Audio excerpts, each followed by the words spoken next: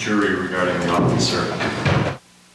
At this time, I would not be asking for any kind of remedy. I don't think there's any way to improve the situation at this stage. But I do have concerns because I think that the jurors are attentive to what the court has to say, and if the court suggests something as a matter of the court's experience, I'm worried that jurors will tend to follow that, and so I guess I just look for some, heightened sensitivity, if you will, to that kind of thing. Yeah, I have to tell you, I have a general recollection of the statement. I don't have a very clear recollection of the circumstances. So I'm inclined to agree that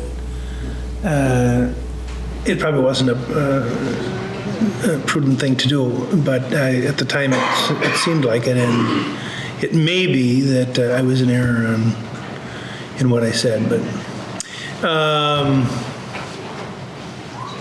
I will take your suggestion. What about the business with the question that's pending? Well, I continue to have an objection. It's hearsay and there's no exception. Did you want to respond, Mr. Jetweiss? Well, Your Honor, the statement is being offered for the truth of the matter asserted. I do believe that there are hearsay exceptions that apply. I believe that it's now accepted that there's not a confrontation clause issue since Mr. David Jensen will be called as a witness in this case. There is going to be an opportunity to confront this witness.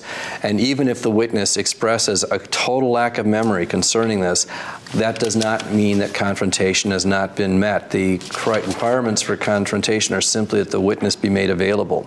With respect to exceptions to the hearsay, there are a variety of exceptions to the hearsay rule which would apply in this case. And one of them is an excited utterance, and which historically under section 908.03 subparagraph 2 has been given far greater latitude under Wisconsin rules, and I think under the federal rules as well, when it pertains to the statements of young children.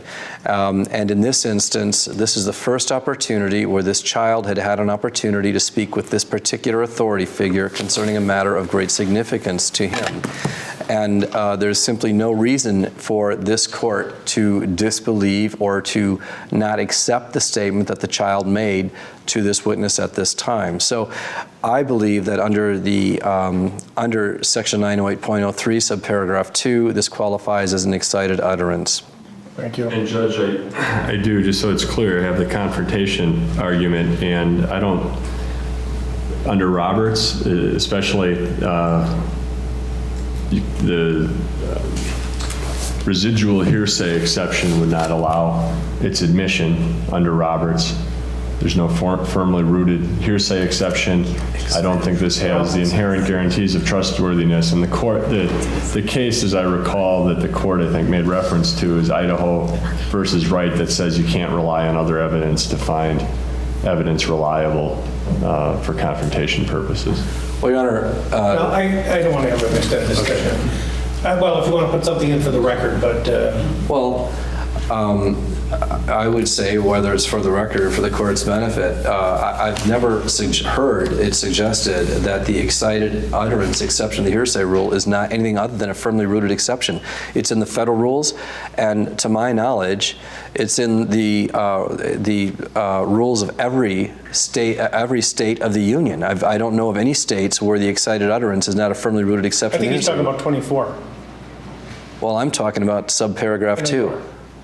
Well, here, are you talking about, pardon me? I was talking about 24. The court is correct because I don't see any basis for excited utterance at that time. There's no showing he's excited at the time.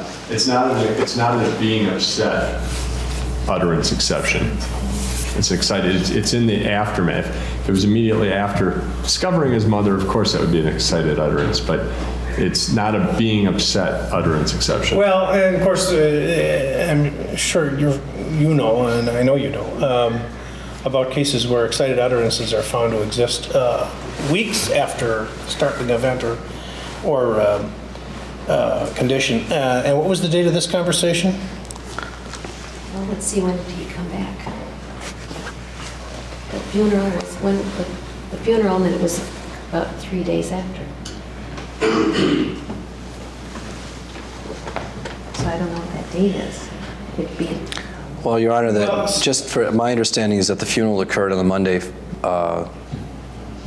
following, I don't know what the funeral, the wake occurred on the Monday following Julie Jensen's death. She died December 3rd, which was a Thursday, and the wake was on Monday. Do you know how soon after the funeral he came back I'm to school? sorry, the wake was Sunday, the funeral was Monday. Do you know how soon after the funeral? it was about 3 days later. Okay. Well, here, of course, this is obviously a very startling event. The death of itself, and then the circumstances of the death, coming home and having mother deceased, is a very startling event. And then we're dealing with a person whom I would expect most eight-year-old children would consider pretty close in terms of your interpersonal relationships, the teacher. And the first opportunity when there's a meeting between teacher and child, I would have every reason, regardless, and I'm getting ahead of myself. People manifest excitement in different ways, and it's an error, I think, sometimes to overly concentrate on particular physical manifestations. I think that this would be a spontaneous statement, which is really the key, I think, in the words of the Court of Appeals, to a startling event or condition, and it's well within the period of time that I would expect the stress and excitement to continue. So I don't have any problem with it being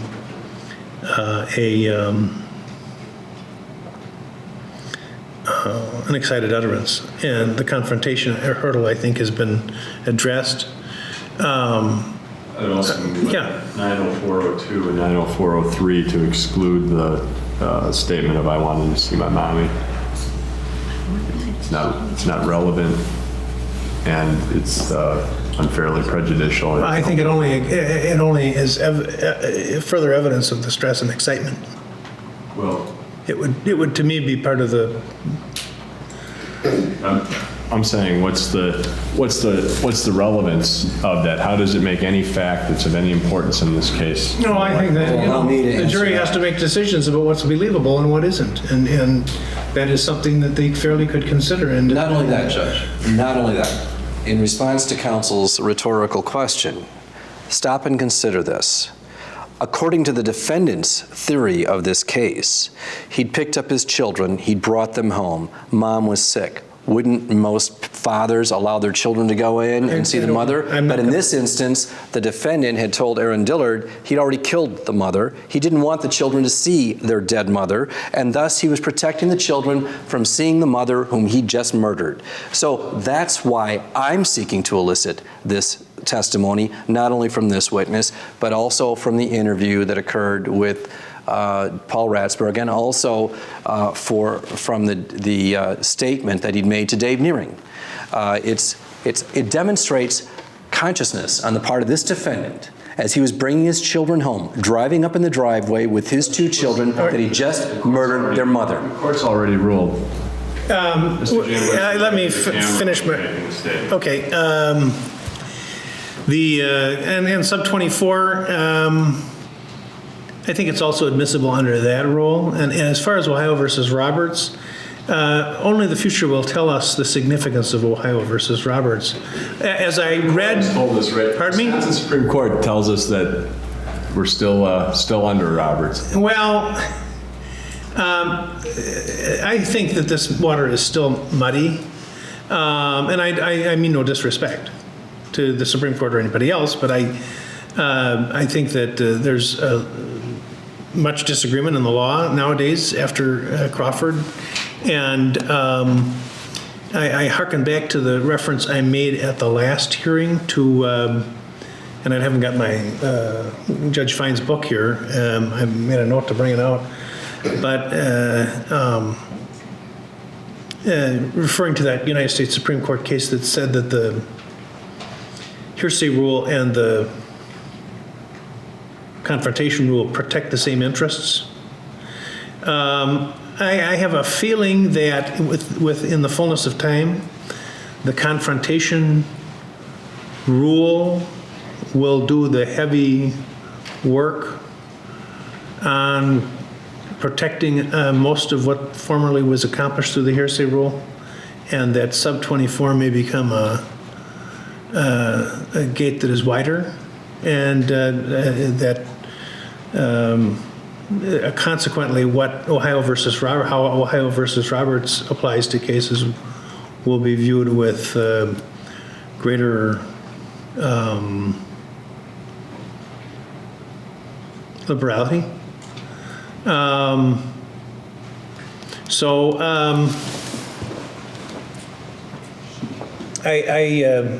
think that it's admissible. Sub 3, I think, is probably the clearer, but I think sub 24 is also appropriate for consideration, and so the objection is going to be overruled.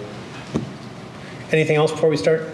And your request that it be stripped of the particular phrase that you ask is denied.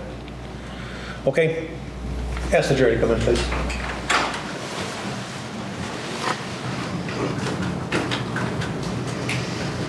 After you offered your sympathies to David, what, if anything, did David say to you? There was an answer. He said, I wanted to see my mother.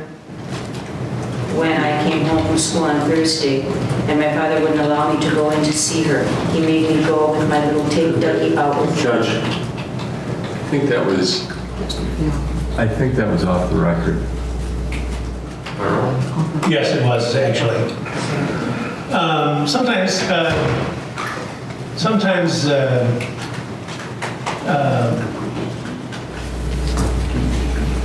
when there's an objection, I like to hear the answer before I rule on it. And in fact, what the reporter has done is she's reading back the answer that was given after you folks left the room.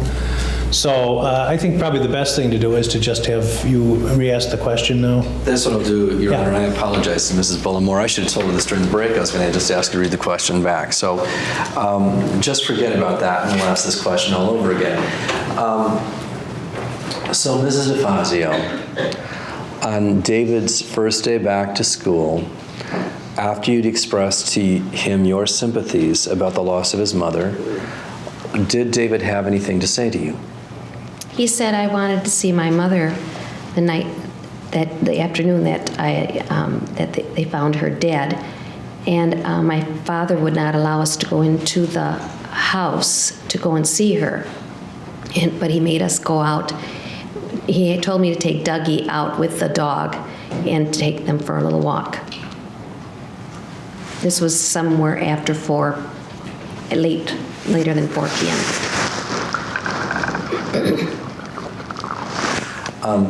Thank you, Mrs. DeFazio. I don't have any further questions for you. Welcome.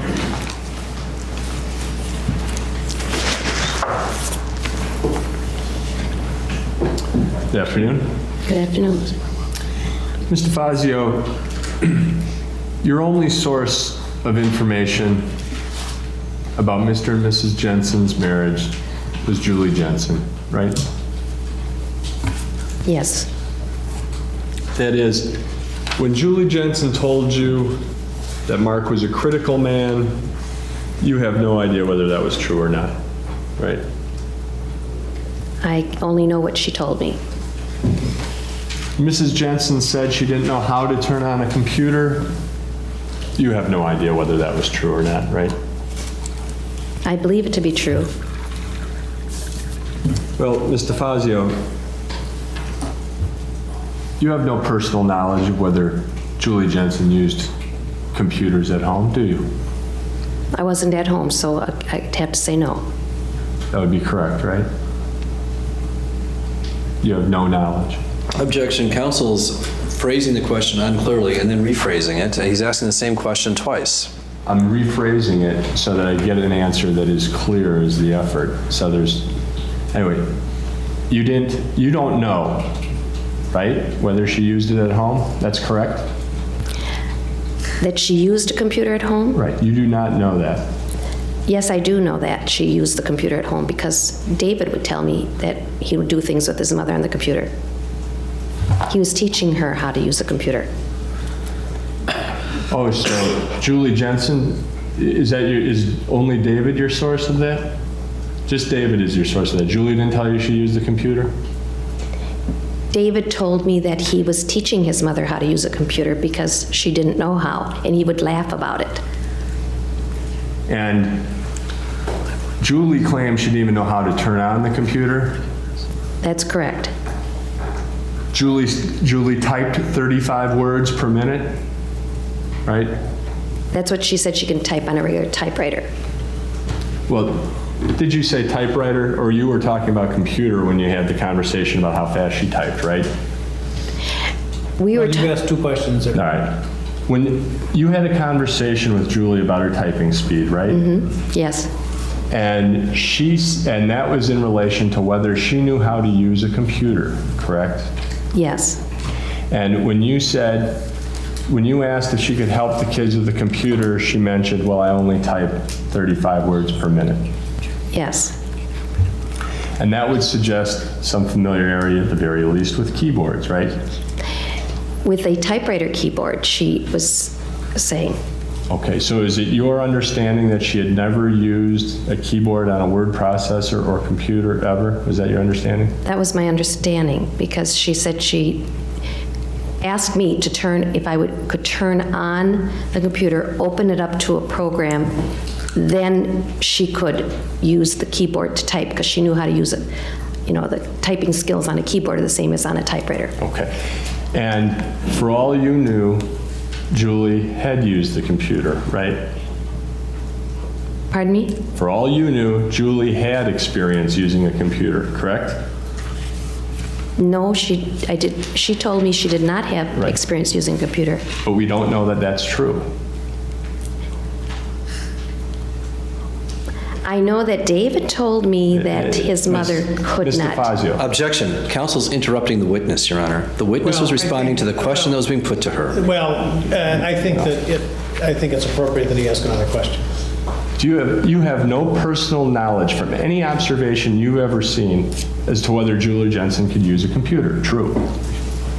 Other than what has been told to you by another, by anyone, do you know from your own perceptions whether or not she knew how to use a computer? No, because I never saw her use a computer. And in terms of, for instance, did she tell you that Mark was a very powerful man? Yes, she did. And did she tell you what that was based on?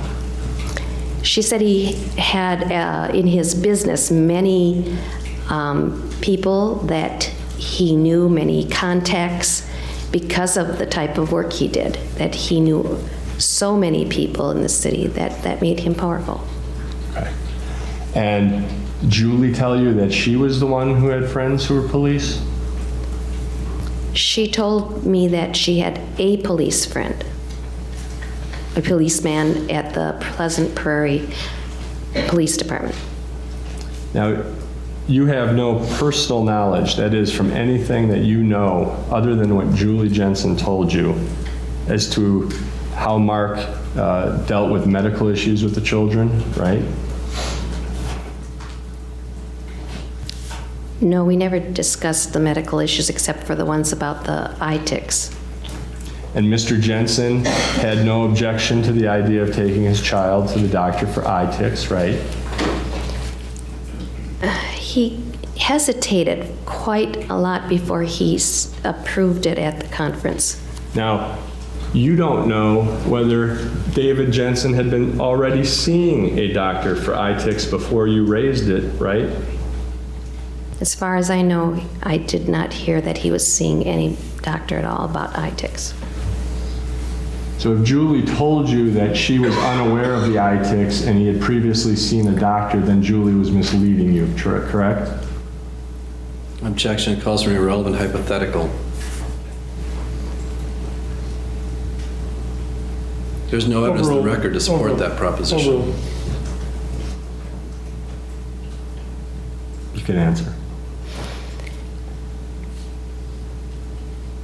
I do not know if David was seeing a doctor, so if he was seeing a doctor for eye tics, then she was misleading me, yes.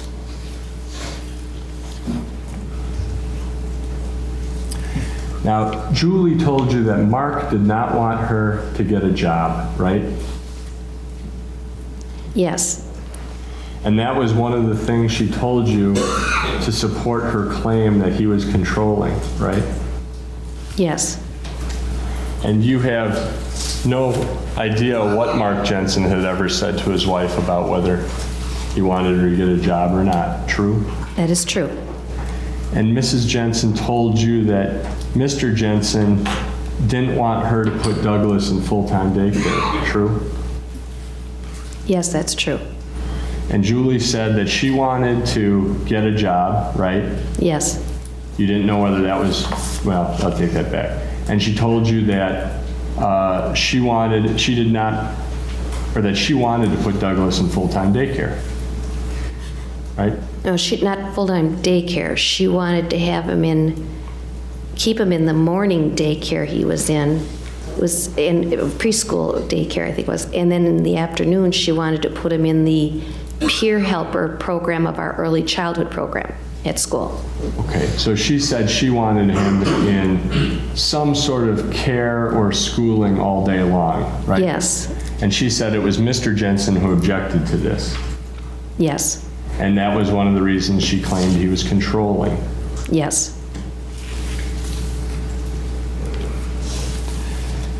And she told you that when she would come into the room and Mr. Jensen would be on the computer, she would cover it up. Is that right? he would turn it so she couldn't see it or turn it off, she said. So she was unable to see the computer screen. Yes, that's correct. Now, you indicated, Ms. DeFazio, that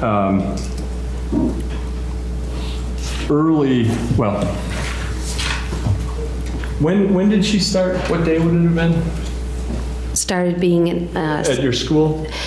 it would have been the second week of September, I believe. And you saw her one time a week from second week of September until the end of November. Yes, for about 2 hours each time.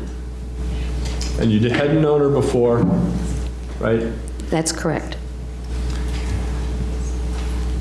And early on in this relationship you had with her, maybe the second or third meeting, she told you that she had seen your brother-in-law, Paul DeFazio? Yes, she brought that up because of our name. She wanted to know if I was related. And then did that lead to her telling you that she had been in marriage counseling with Mr. DeFazio? Yes, it did. And did you ever talk with your brother-in-law about that? That's all confidential because my husband's also a psychotherapist, so I knew even if I asked him, he couldn't tell me, so I never did say anything. Okay. So you don't personally know whether Julie was seeing your brother-in-law for marriage counseling or for her depression, right?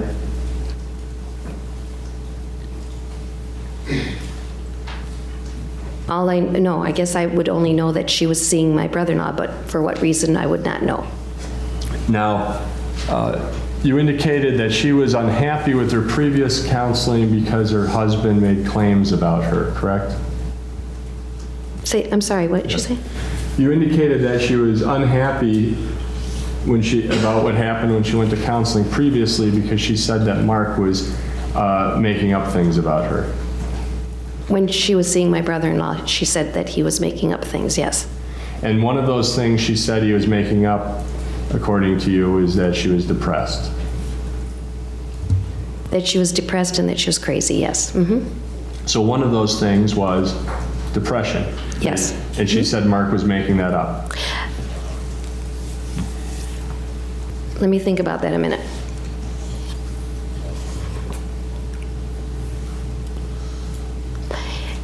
No, I don't think that is correct. She told me that he would make up things to say that she was crazy or that she did things that she didn't do. But she didn't say he made up things about the depression because depression wasn't really discussed that much.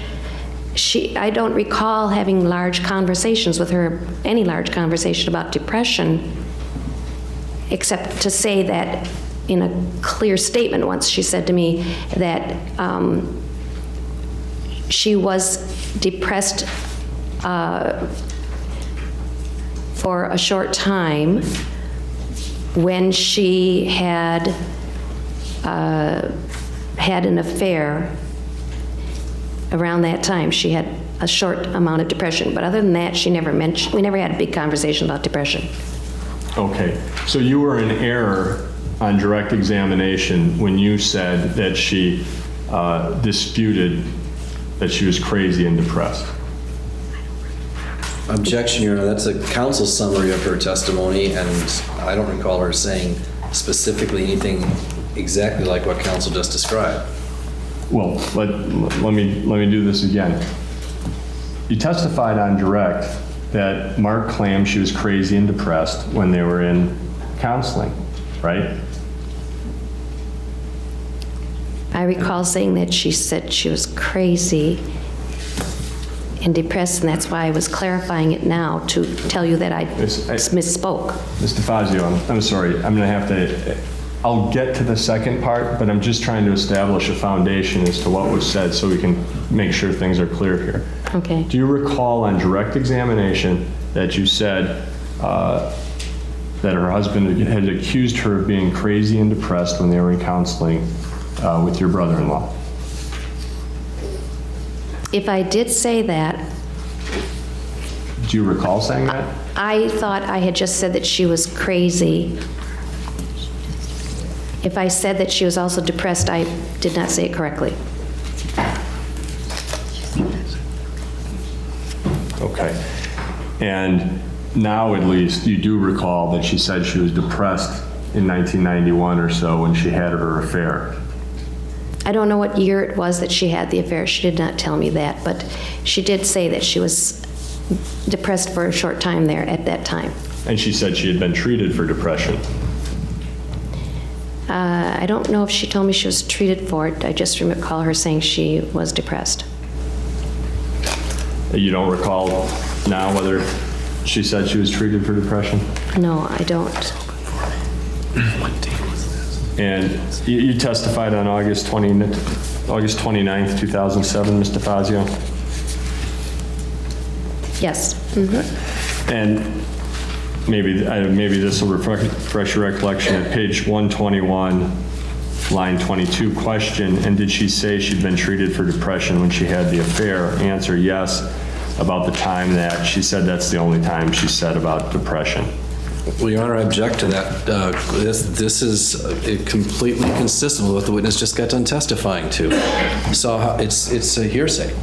No, the question was she didn't recall her saying anything about treatment, and now this says she had been treated. Your Honor, the witness just got done testifying that, and now I understand this issue about speaking objections, and I don't want to step All right, over the line of that. just, the objection is overruled. Go ahead. Does that refresh your recollection that she had been treated, that she had said she had been treated for depression?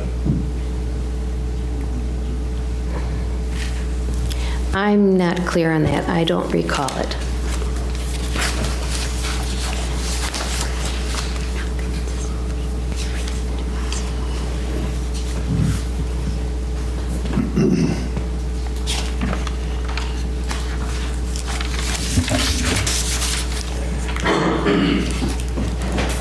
Let me just go back to David's eye ticks for a moment.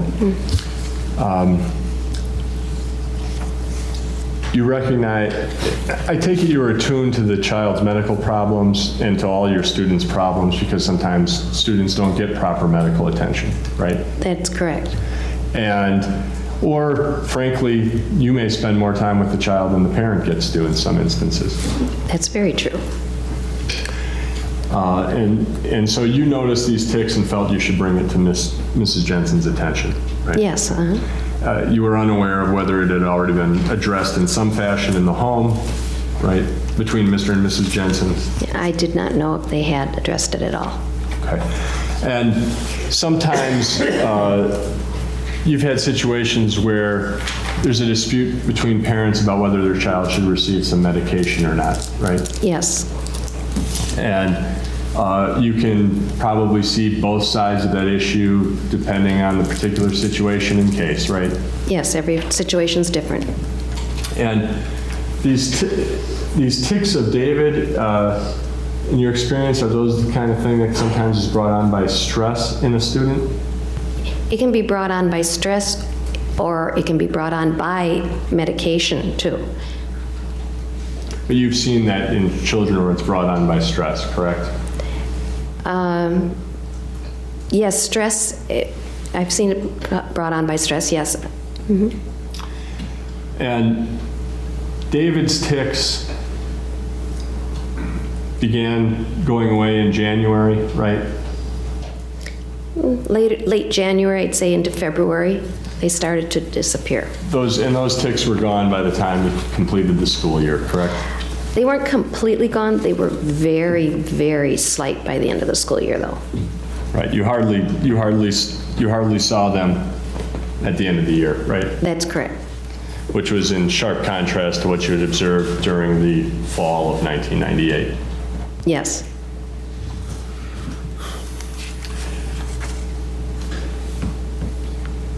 When Mrs. Jensen told you that she'd be afraid to look at her computer history,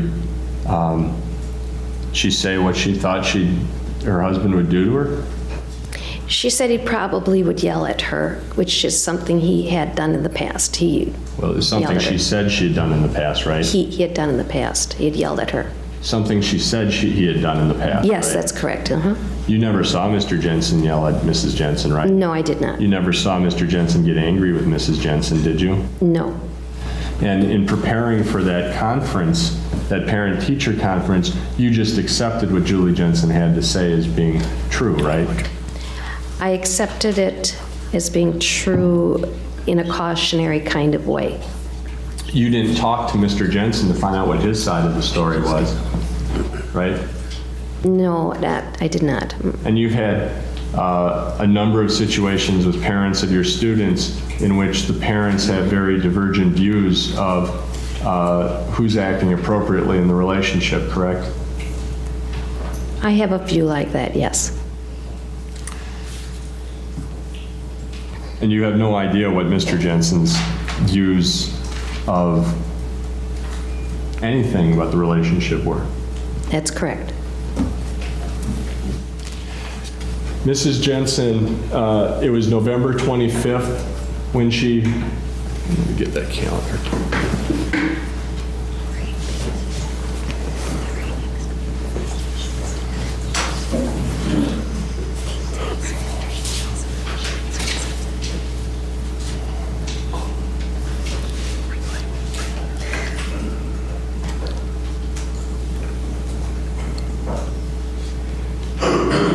It was November 25th that Mrs. Jensen had a conversation with you about fearing her husband. Is that right? I'm sorry, about what? Fearing her husband. Oh, okay. Yes, it was. Right. November 18th was the parent-teacher conference. Yes, Julie Jensen passed away on December 3rd. that's correct. And Thanksgiving was, what, the 26th? No, I think it was the 19th. Isn't Thanksgiving? 26th, okay.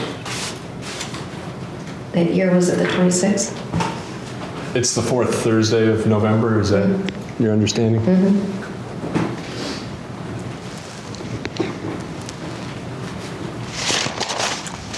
And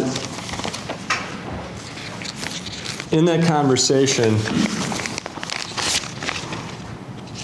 she said that she was afraid her husband was going to kill her, right? That's correct.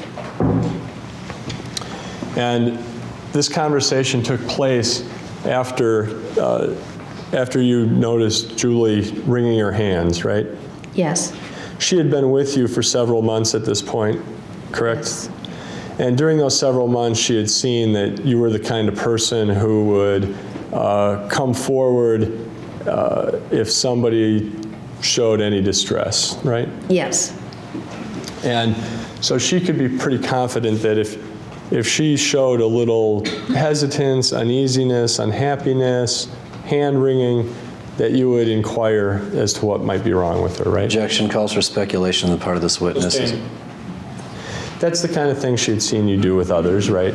Objection, Sustained. Had she seen you? objection, I'm sorry. I don't know. Had she seen you come forward with others when they were having a problem? I do not speak to other parents in front of other parents. So she would not have seen me talking to another parent. Those are confidential things.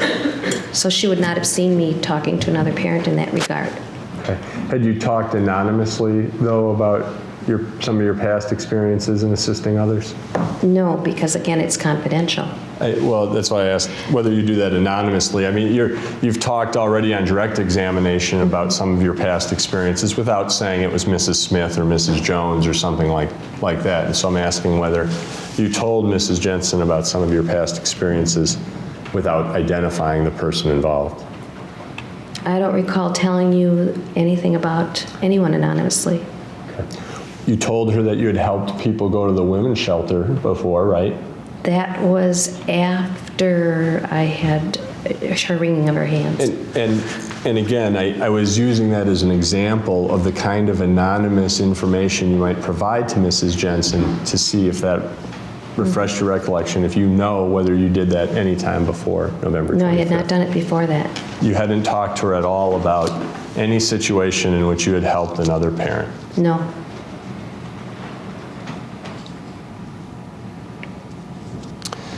In this conversation, you asked Julie whether she wanted help, right? Yes, I did. You asked her whether she wanted to go to the women's shelter, right? Yes. And she said no. She said no. And then she also added that she was worried about going to the women's shelter. One reason was because of her kids, correct? Yes. You assured her that she could go to the women's shelter and take her children with her, right? Yes, I did. And you know that to be the case, right? Yes, I do. And because she was, I take it when she was talking to you, it sounds as though she were frantic. Would that be a fair characterization? She was worried, but she wasn't acting frantic. Agitated? Frantic would be a little higher level, I would think. Agitated? Agitated, yes.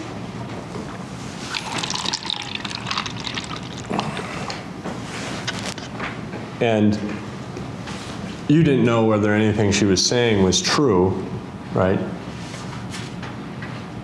I assumed it was, but no, I didn't know for fact. But she was clearly very distressed under, that was obvious to you. Yes, she was very distressed.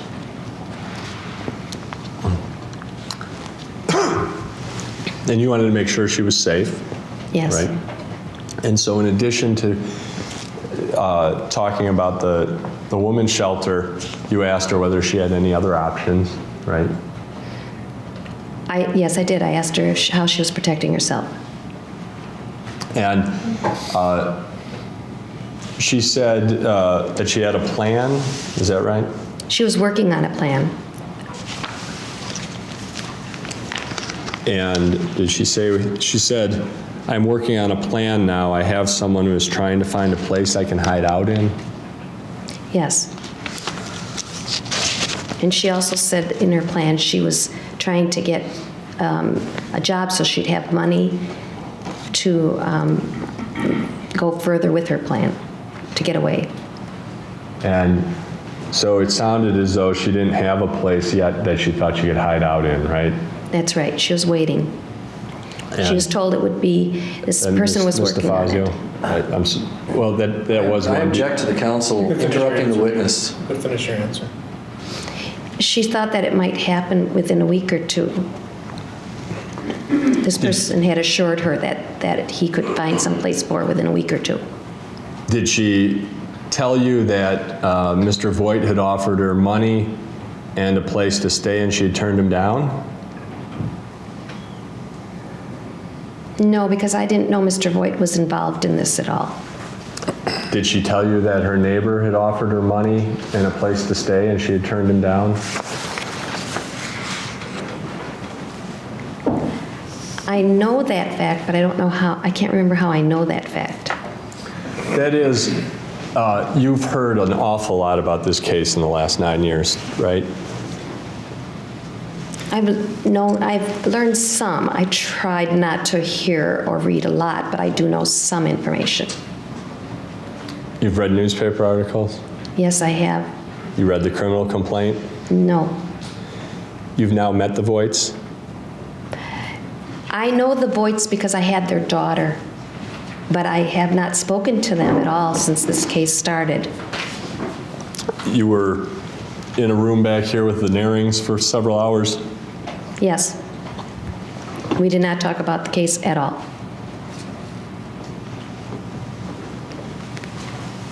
Judge, I'm going to ask that the witness answer the questions. I'm not, I mean, she's doing a fair amount of volunteering. She's just saving us some time. Maybe. Your Honor, I would... Just go ahead. Go ahead, ask your next question.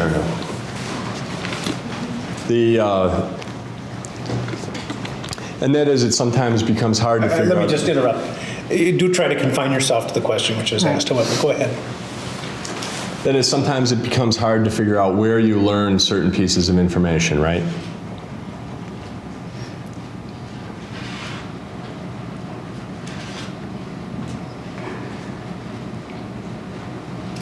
I'm pretty sure about where I got my information.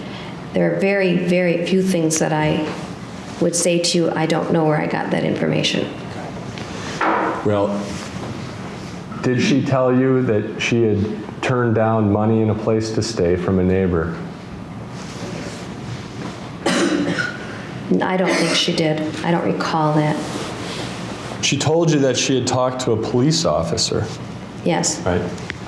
Did she tell you that she had told the police officer that she didn't want him to do anything? Yes. Because she was afraid that of the repercussions if Mark found out about it.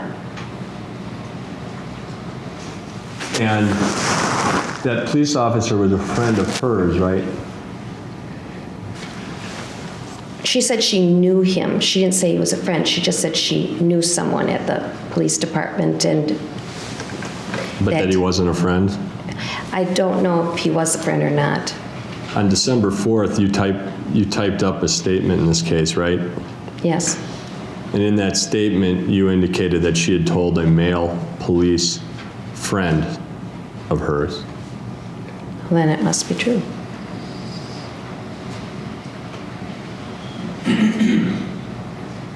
And did she tell you that she had written a letter that she had delivered to the neighbors? Yeah, like she'd written a note with the papers that she had found by the computer. Put it in the envelope.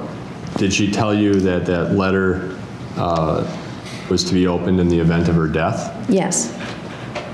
And did you tell her you thought that was a bad idea, that somebody better do something now while she was still alive? I had told her that I thought she needed to make some appropriate protective things for that she should be doing something that would protect herself. She told you she didn't think she was going to live through the previous weekend, right? Right. She painted a picture that this was an absolutely dire circumstance, right? Yes. That there was no time left, right? Well, she still thought she had some time left, she said. She thought that if she just did not eat anything he gave her or drink anything he gave her, she would be okay.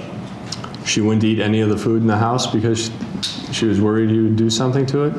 I don't know if she would eat anything in the house. She just said she would eat anything that she thought he had contact with. But she said that she was afraid he was going to kill her the previous weekend. Yes.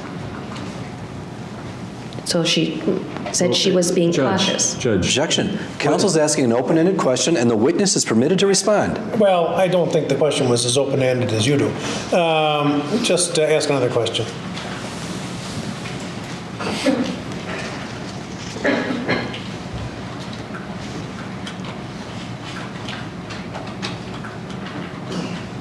And it was your understanding that this list of drugs was street drugs? I assumed that because then I asked her a You question. don't Sorry. have to, you stated it's an assumption, so you don't have to justify it. Okay. Based on what she told you, you assumed that she was talking about street drugs, correct? Yes. And when she said she thought the notes would make it look like a suicide, did she say what in this note would make it look like a suicide? She thought it would be like a drug overdose or something like that would happen to her With the street drugs? with any kind of drug. Well, but you thought she was talking about street drugs. Street drugs or regular drugs, thought it could be either. Okay. Tell me why you thought it would be regular drugs. Just because she said drugs, she didn't specify what kind of drugs.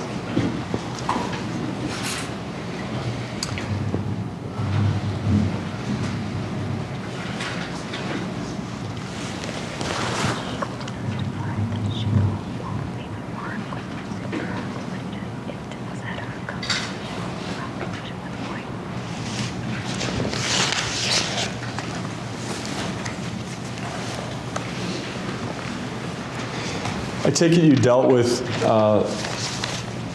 Mark Jensen as David's father after his wife's death? After his wife's death, I only spoke to him, I believe, once. I don't recall more than once. David remained a good student? Yes, he did. Julie tell you that Mark spent lots of time with the kids? No, she didn't tell me anything about that.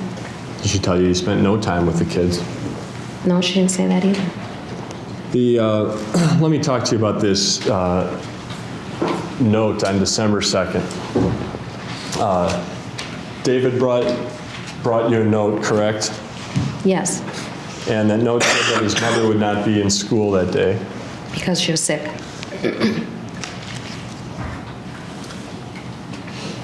He brought you a note that said she would not be in school that day, right?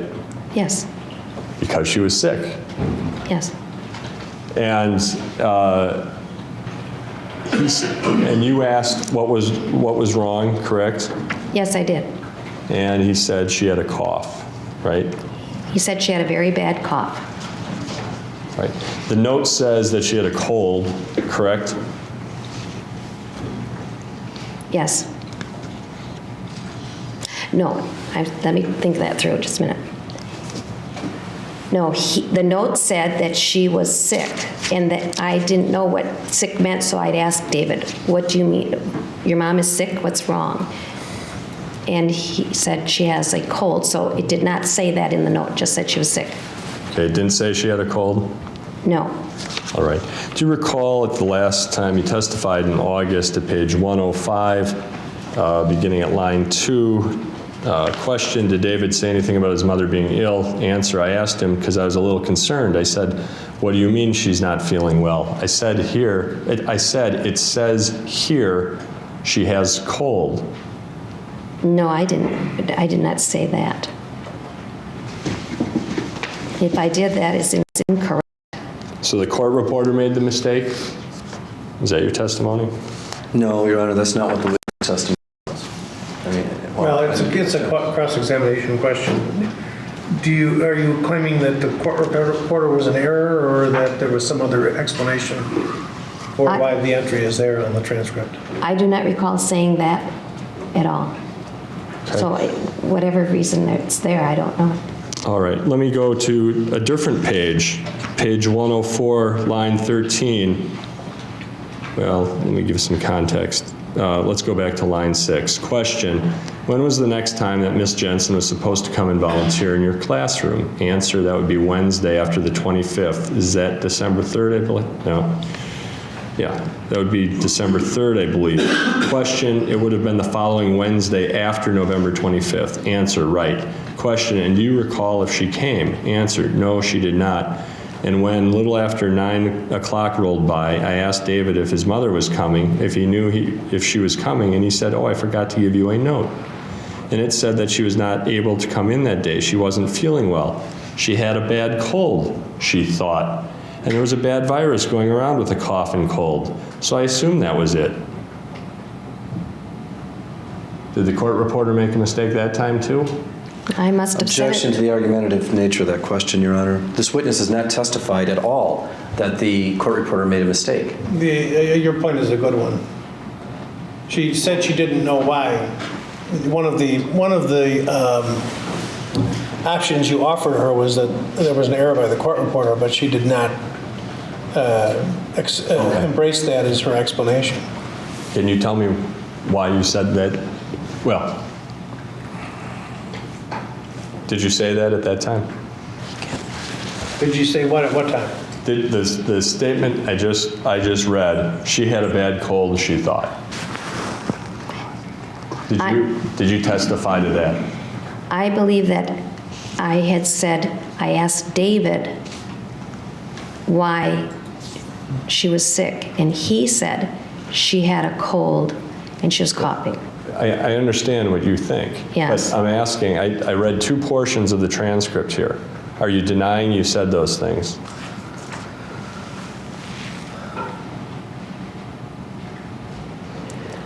I am saying that if I said it that way, I did not say it clearly enough, and that's why I'm correcting it now.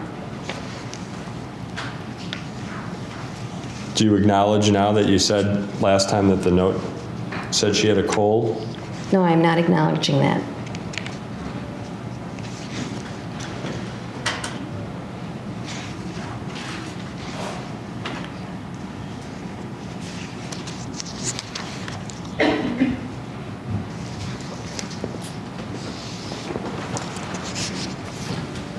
Now, this note that she wrote you did not keep it, correct?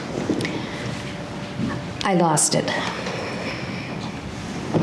So we do not have that note? True. No. And the handwriting in that note looked normal, right? It was printing. I do remember that. It was printed. And Julie had always written to me in a cursive manner before, so I didn't have anything to weigh it against, but I just assumed it was her. So to you, it did not look like it had looked before? No, it was printing instead of cursive. Do you recall giving the following answers, the following questions, when you testified on August 30th, 2007, page 4, beginning at line Page 16, question, that's the note we're talking, well, actually that's confusing. Starting at line 18, question, and the handwriting looked normal, like, answer right, question continuing, it had looked before, yes. She just said that she... I have been reflecting on that as I've read through the transcripts since then. And so as I reflected, a new memory, an old memory popped back into my head that that note was printed. After 9 years. Yes, And it's like a picture, I could see it. And I remember seeing that note on this little, pretty little paper. It wasn't even this big. And it, Judge, Go ahead with your answer, ma'am. and it was, I remembered a flashback that it was printed. and you had a flashback after 9 years. Yes, I did. And you didn't put anything about that in your typewritten note of December 4th to Detective Ratsburg, right? Objection, Your Honor. First of all, how could she put something in her written note from 1998 that came to her 9 years later? That question doesn't even make any sense. Well, I think when he says that, he's referring to her description of the piece of paper. Well, the absence of a description piece of paper in a previous statement You'll is get not a a prior chance for- inconsistent statement. You will get a chance for redirect. The objection's over. On December 4th, 1998, you typed up a statement for Detective Ratsburg, true? Yes, And in that statement, this was one day after Julie Jensen had died, right? yes, you typed up the statement after Detective Ratsberg came and talked to you, right? Yes. Detective Ratsberg told you that the neighbors had given him a note, correct?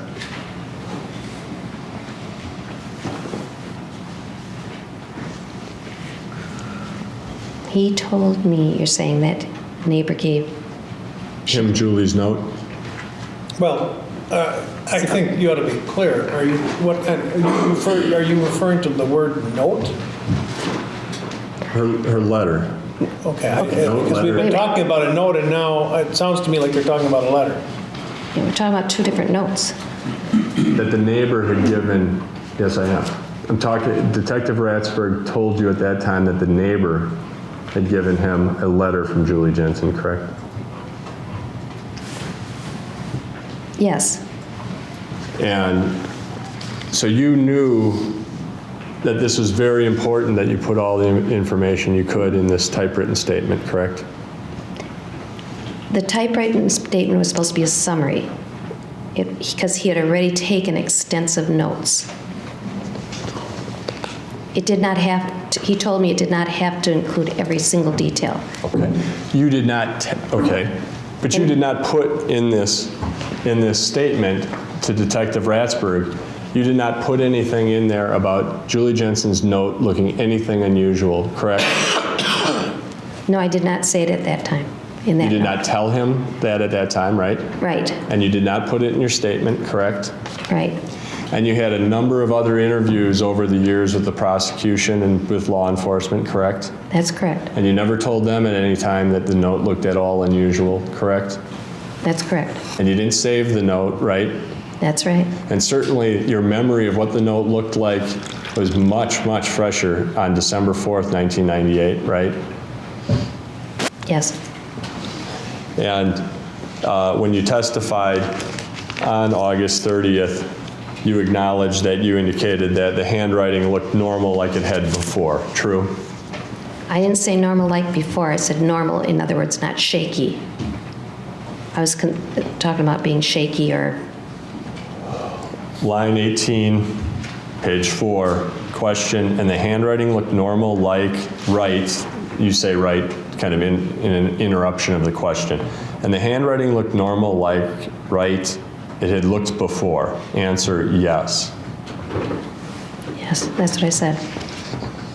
She was coherent in the note, correct? Yes. And there's nothing about the note that made you think she was in any sort of dire circumstance, true? True. You didn't call her, right? Right.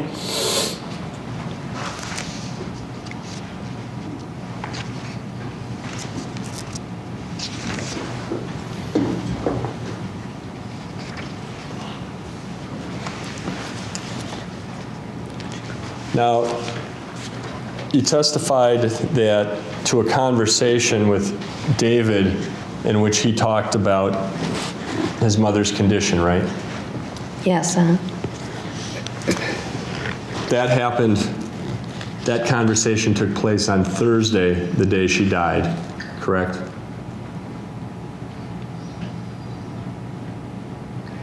The conversation about what? The conversation with David regarding his mother's condition and her cough took place on Thursday, December 3rd. You can look at the calendar if that helps. Correct? No, it was Wednesday, because that's the day the note came. I asked him what's wrong with your mom. I did ask him again on Thursday how she was doing, though.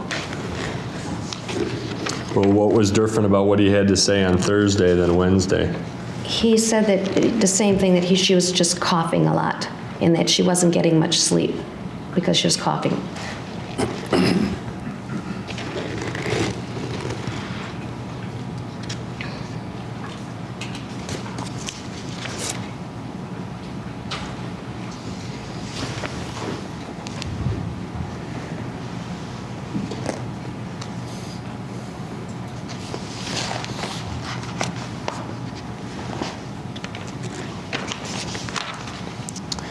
Now, Julie Jensen expressed to you in this conversation where she expressed fear of her husband that her husband would make it look like she was unstable, right?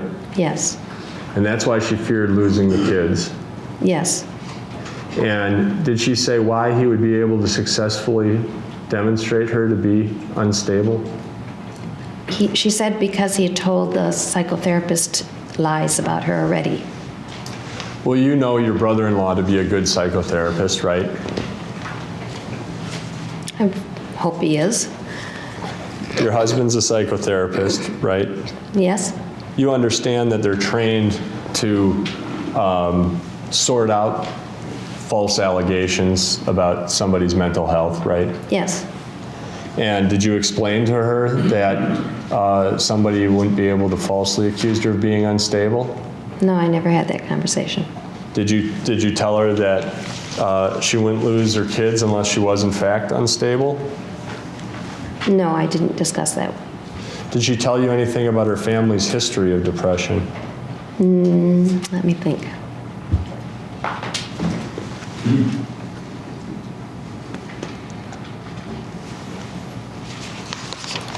I can't recall.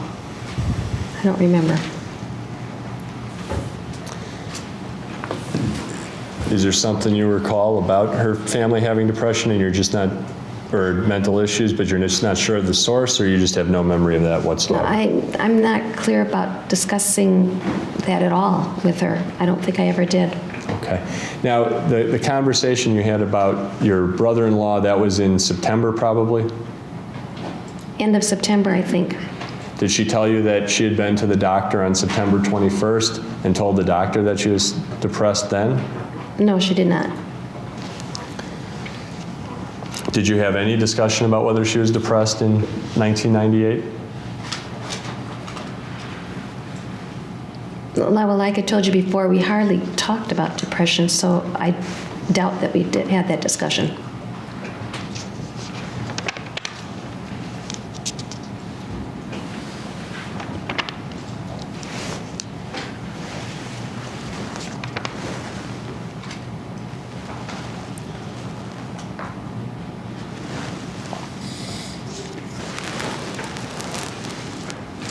And when she told you that she had a plan, then you backed off on pushing the women's shelter? Yes, I did. That's all. Any question, Mr. Jemwitz? Yes, Your Honor.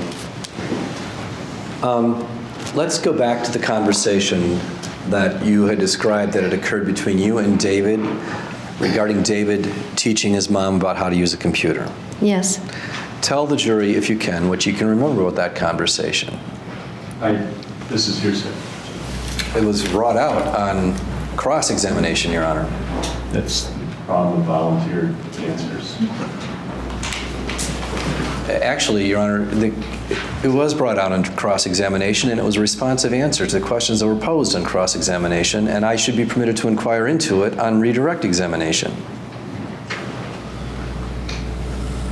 The objection is overruled. Go ahead. That means, Mrs. DeFazio, you can answer the question. Do you recall what the question was? Yes. I remember one day, excuse me, when we were in class, we were talking, when she was volunteering one day, we were talking about computers. And David said, kind of blurting out one day, I remember saying, "Oh, my mom doesn't even know anything I'm teaching her. I know more about computers than she does."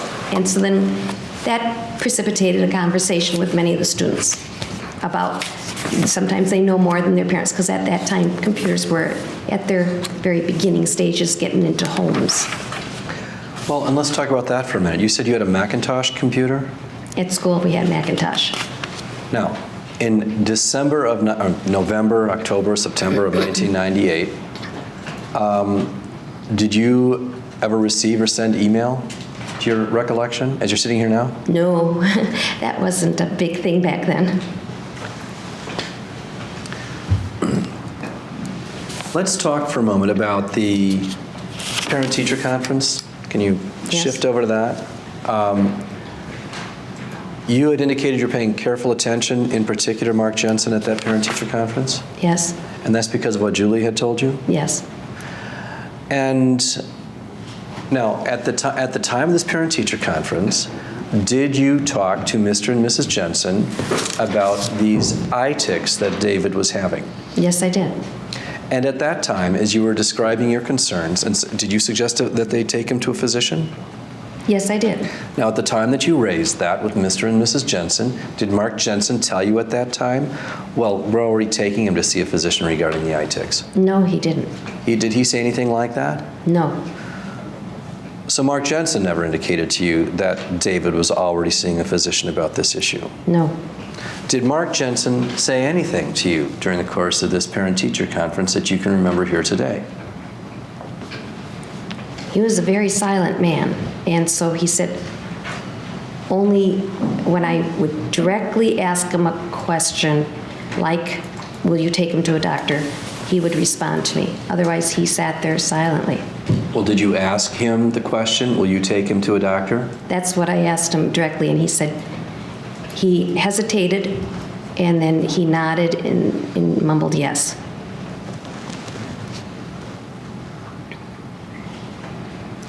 Now, there were questions on cross-examination about Julie's concerns about being made to look crazy.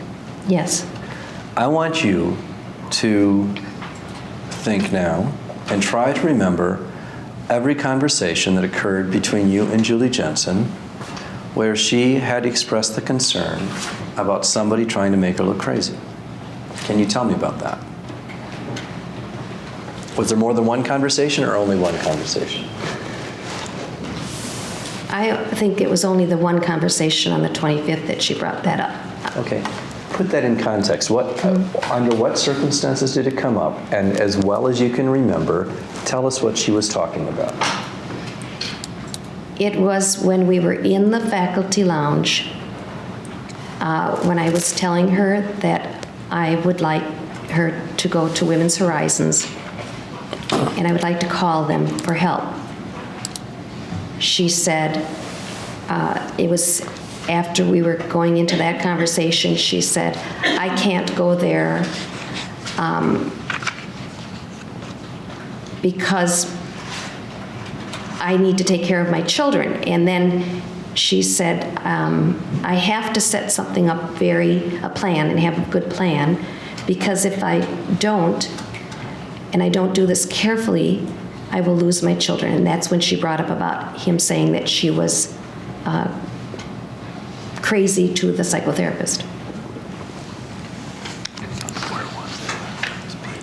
And he also said something like, if you ever try to divorce me, I will make sure that you don't ever get to see your children again. So she said, I have to have a really good plan.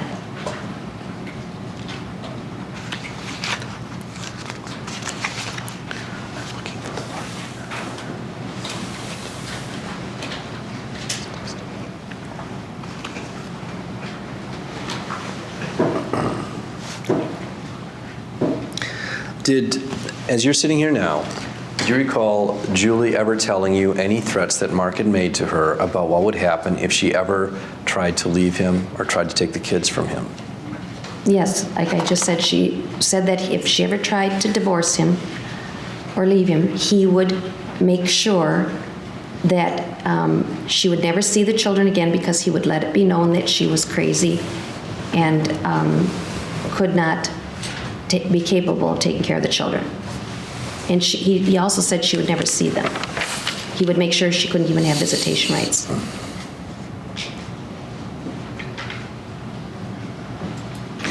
Now,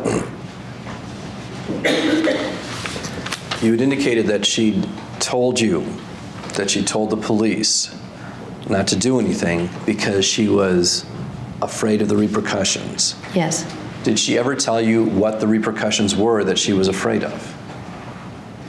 She just said it in a vague kind of way that, when you're abused, you're always worried about those repercussions.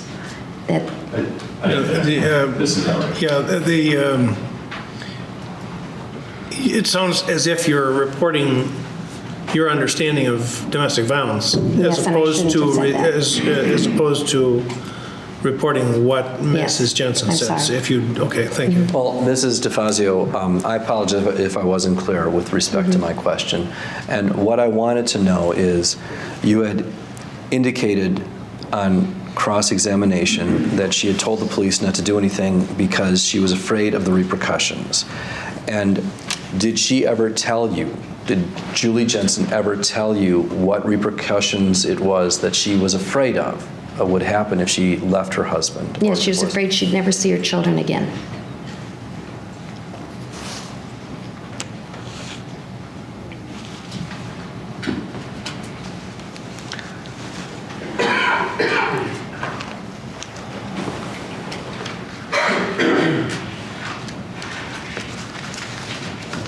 Yeah. Let's go through to some extent. I want to put this issue about your recollection of the note in context. So, Objection. What's the objection? Just to the preface. Just what? The preface by Mr. Jamwars. Why don't you start over? okay.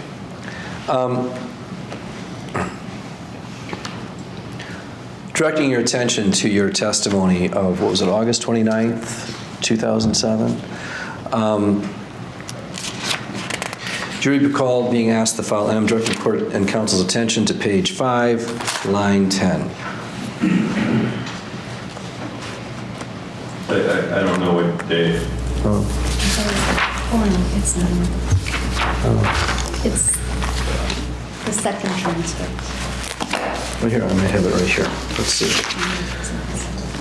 It's an excerpt, you know, so we don't have a date on it. There was a continued cross-examination by Mr. Albee. It's right here. Do you have it? Okay.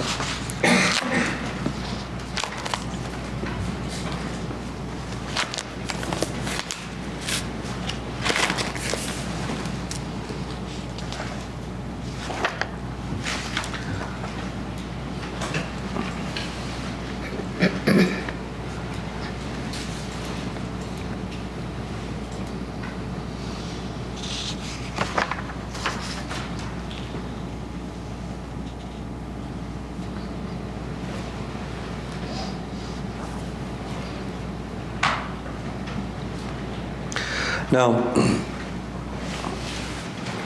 do you recall, and this is on page 4, line 4, question in that note, Julie didn't ask for any help. Answer, help. Question, yes. Answer, no, she never asked for help. She did thank me for my help. Objection.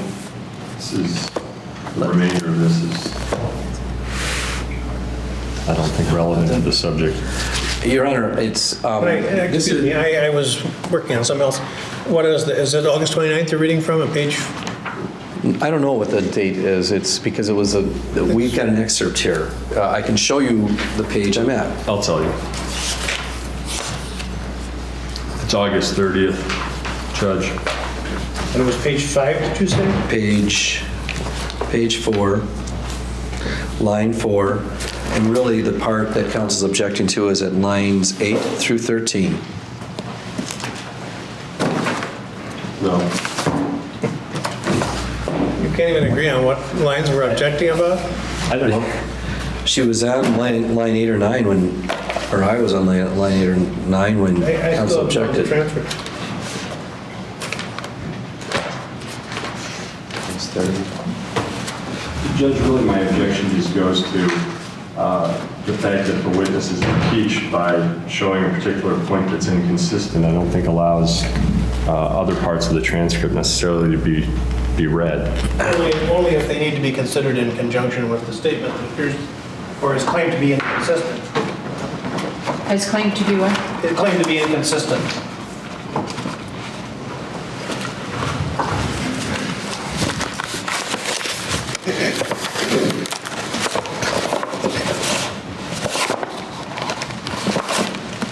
Well, I'm not going to find it. I'll tell you that. Would you like me to show you this? Better show me that, Patty. Thank you. Well, why don't you ask another question? and we'll take it from there.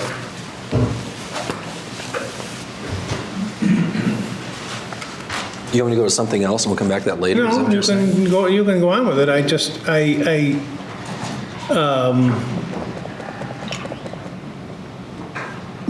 The issue might evaporate if you just ask a different question, or another question, or ask the question differently, or give it your best shot. I will do that, Your Honor. I can see this was a mistake, so I'm going to spit out that.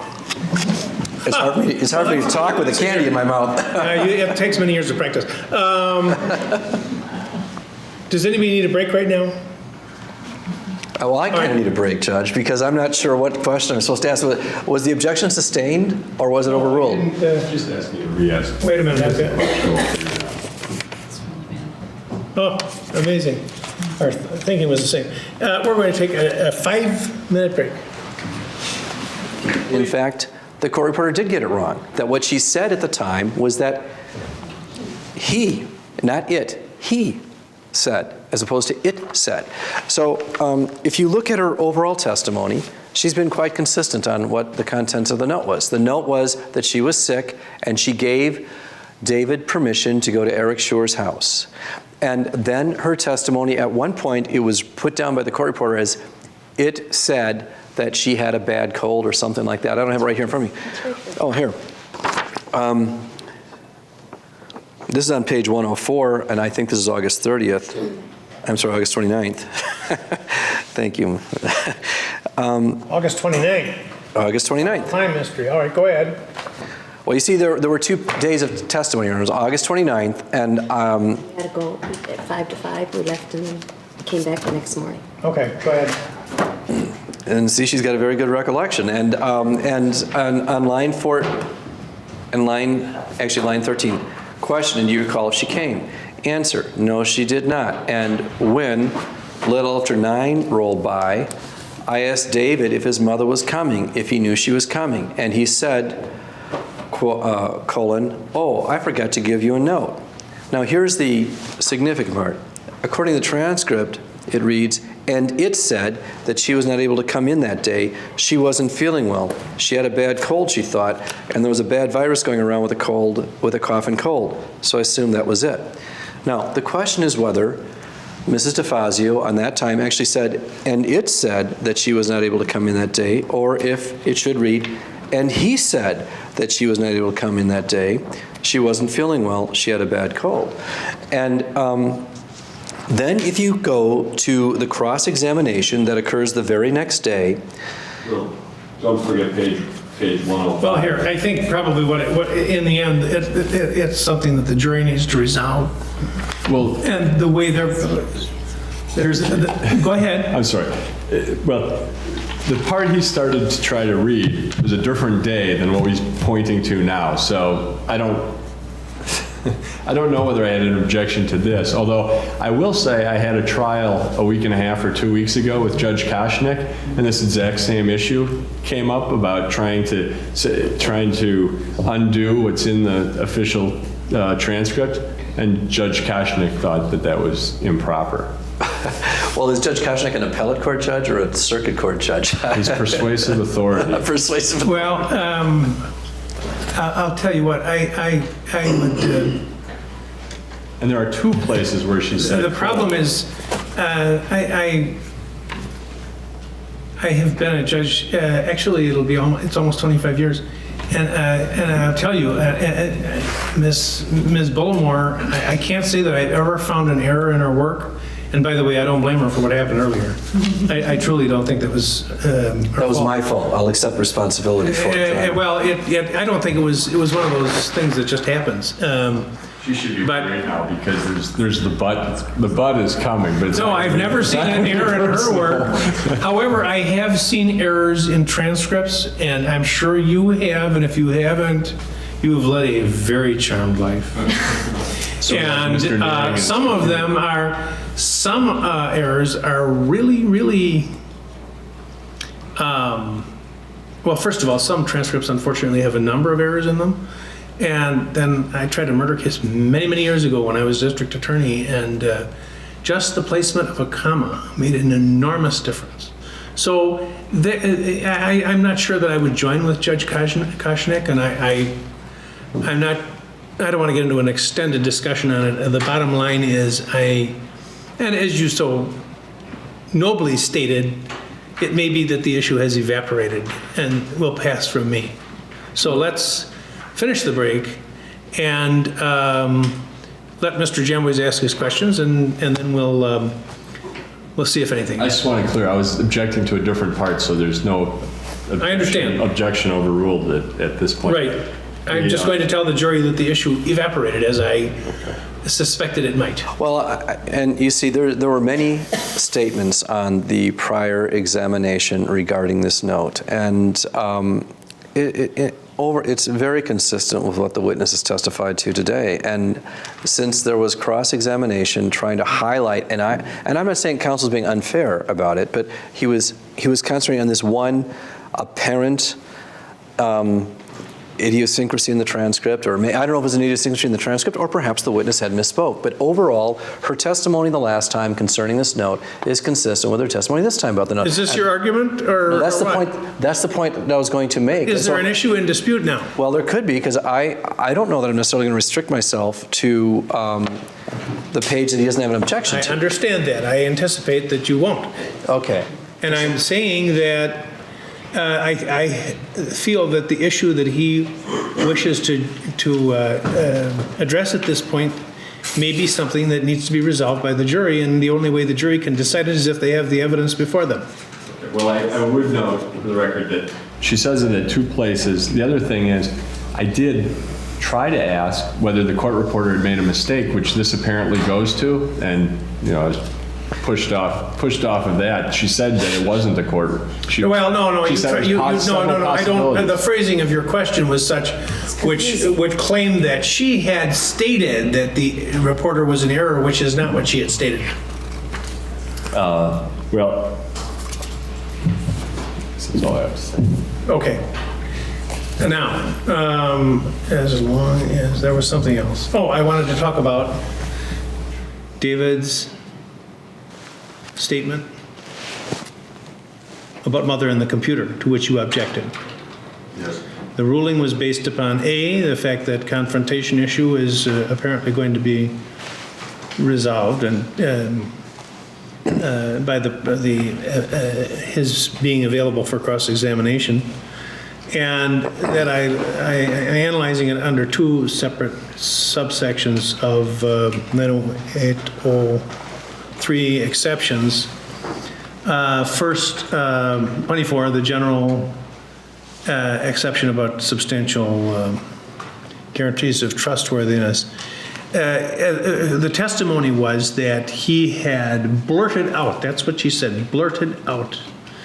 The basis of the hearsay rule is to guard against a contrived falsehood. Now, when an 8-year-old, when the discussion has nothing to do with anything relevant to any interest involved in this case, or presumably anything else, which is evident from the record, who blurts out something about his experiences with his mother and the computer, I find that there are substantial guarantees of trustworthiness under such circumstances. So that's sub 24. Sub 24, of course, doesn't have the Ohio versus Roberts analysis pedigree that others do, that some of the other exceptions do. And I addressed earlier that I don't think Ohio versus Roberts is probably going to have the force that it formerly did, Well, Your Honor, such as it was. Your- But under sub 21, and I was just, this is what I was paging through when I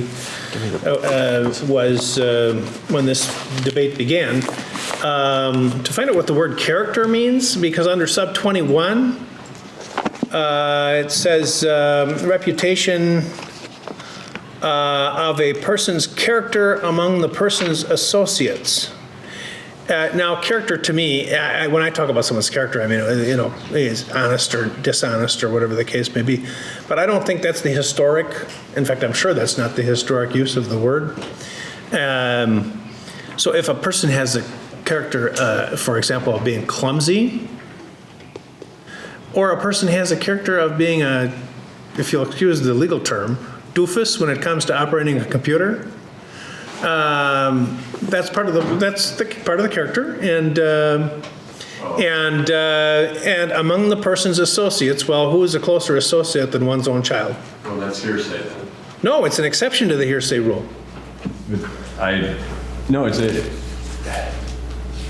It's an exception to the hearsrsay rule. Reputation of a person's character among the person's associates. Oh, yeah, reputation. Then they're talking about, when you're talking about reputation, you're saying, I happen to know among the people in my school, and that's based on what Jimmy told me and Scott told me and everybody else. And so that's why the reputation incorporates hearsay, and that's why there's a hearsay exception. But character evidence, we still go back to 90608, and this clear, and 90608 is restricted to honesty. It's not character. I agree with you. I agree with that, but I don't agree with I part company with you on the other. I think Your Honor. this evidence is admissible evidence on the character of Mrs. Jensen for ability to use the computer, and that has a long pedigree. In fact, and I don't want to get into an extended discussion, but at the time that our Constitution was framed, character evidence was very important in the resolution of litigation. But not about computers. And, Now I'm going to let you make your point that you're desperate to make. Well, Your Honor, I just wanted to say this. I do believe that it is admissible under sub 24, other exceptions, and I'm going to be speaking from memory now about the case of State versus Patricia Weed, or the State versus Weed, which is a Wisconsin Supreme Court decision.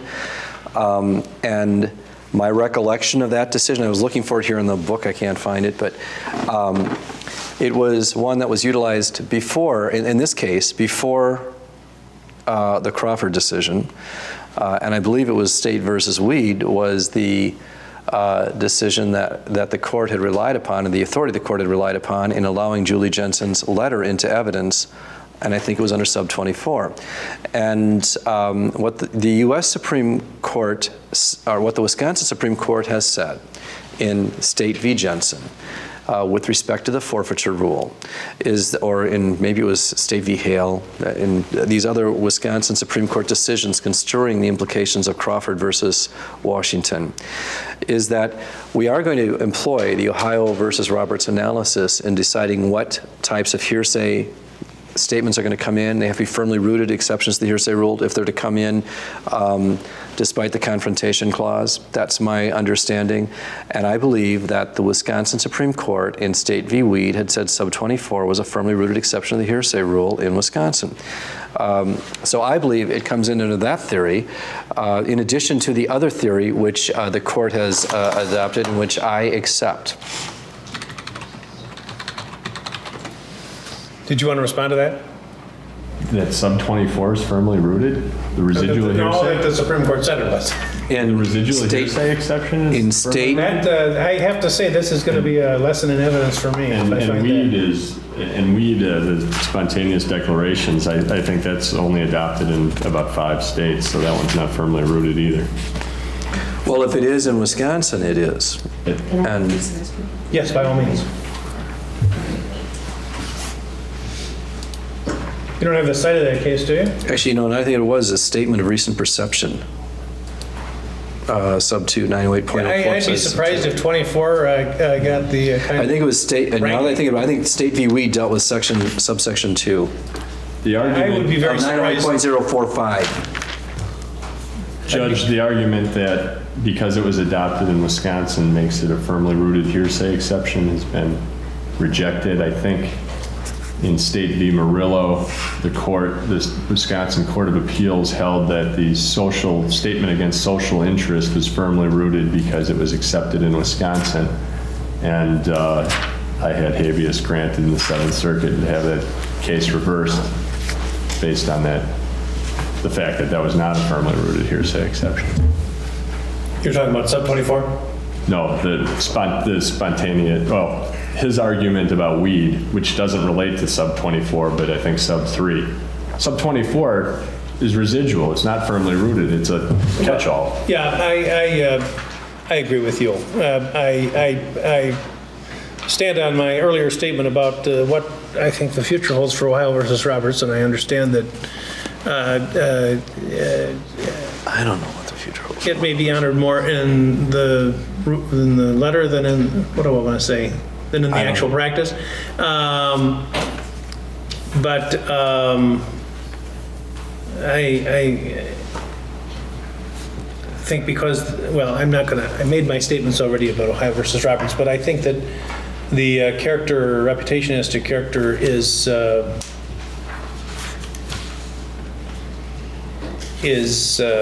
sufficient exception to permit this into evidence, and has a long and honored history predating the confrontation clause.